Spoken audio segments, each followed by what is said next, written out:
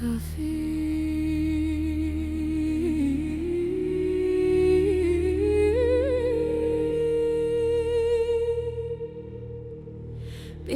the golden gates,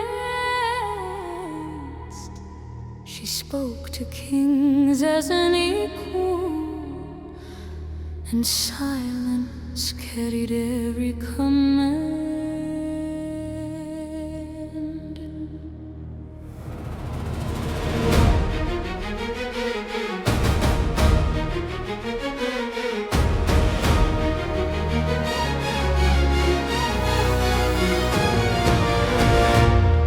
She entered the palace beneath foreign stars, where beauty was measured by secrets and scars.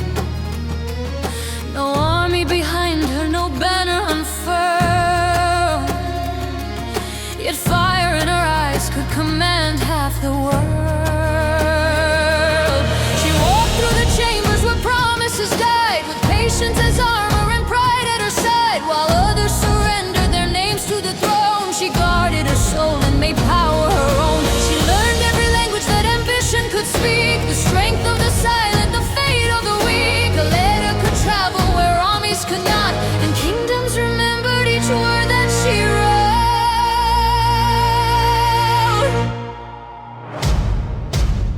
She was the queen who wrote to kings, with empire hidden beneath her rings. No battlefield, no sword held high, yet foreign crowns awaited her reply.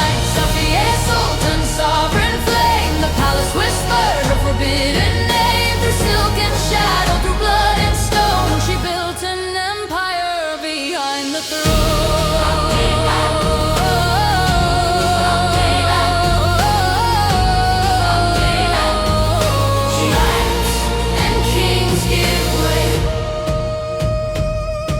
Besides Sultan Murad, she mastered the game, where love and survival were never the same. She watched every rival, remembered each face, and waited like winter to conquer her place.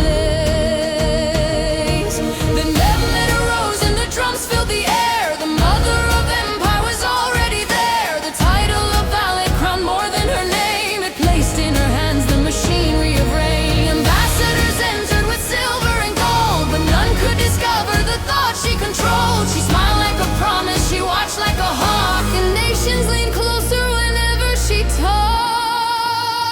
She was the queen who wrote to kings, with empire hidden beneath her rings. No battlefield, no sword held high, yet foreign crowns awaited her reply.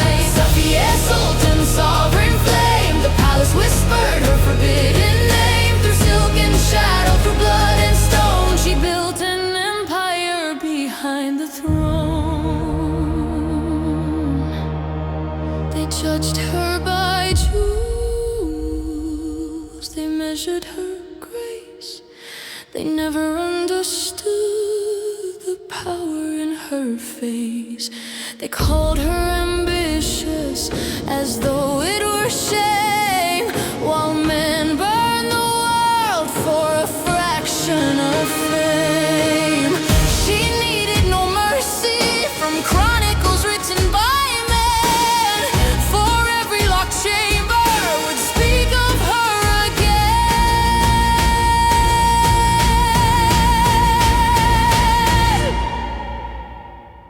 My crown is not ornament. My silence is not surrender. I do not ask history to remember me. History has already obeyed me.